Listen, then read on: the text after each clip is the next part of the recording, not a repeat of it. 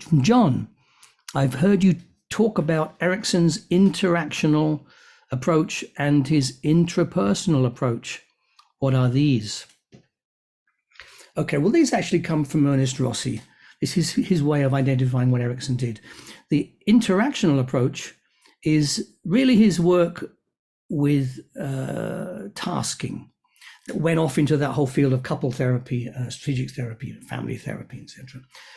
Interactional, because you're interacting with the client and getting them to interact with reality, with people in their lives, with everyday life, to bring about some kind of new learning because of the way they interact with others. So you give them a task, they go off and carry out the task, and they learn something from doing that. And that then helps bring a change from inside themselves. So their interactional approach is making change happen from outside in. Something happens outside, creates an inner change. Okay. The intrapersonal is where, as it suggests, you are communicating intimately with the person in hypnosis usually. This is where you're trying to bring a change from the inside out.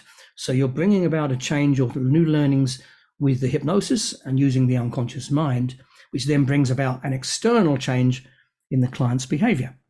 So Erickson did both. And I recommend that you learn how to do both of these, because Erickson did. And I don't know quite why it happened, but I have an idea. But back in the 70s, what happened was these were the two approaches that were picked up by researchers and psychologists and psychotherapists, but they never kind of pursued using both of them like Erickson did. They mainly took one or the other. So some people went in the hypnosis directions, some people went into the tasking directions, with systemic therapy, etc. So really, they sort of separated. They went off at like a fork in the road, you know. And I always was confused about why this happened. When I first started teaching Erickson courses, you know, I didn't want to teach one or the other. I wanted to teach both, because that's how Erickson did it. He always overlapped. It was like he wanted to get the client from every possible direction so they couldn't escape his therapy. So he would use hypnosis, he would use tasking, he would use metaphors. He'd try and get them from every single angle.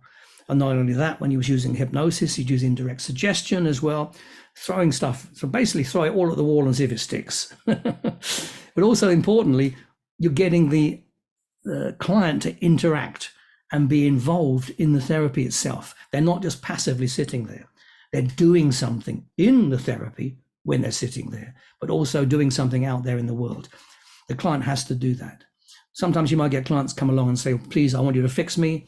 I like you do on television, you know, just click your fingers and I want to be better. You know, unfortunately, the media has given people that impression.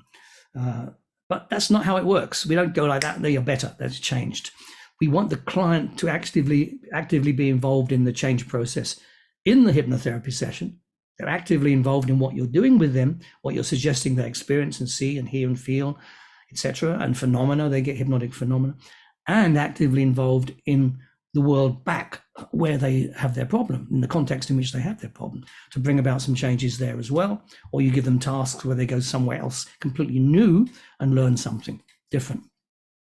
So John, I hope that's answered your question. So really, there are two approaches, but Erickson used both, and I do, and I teach all my students to do the same as well.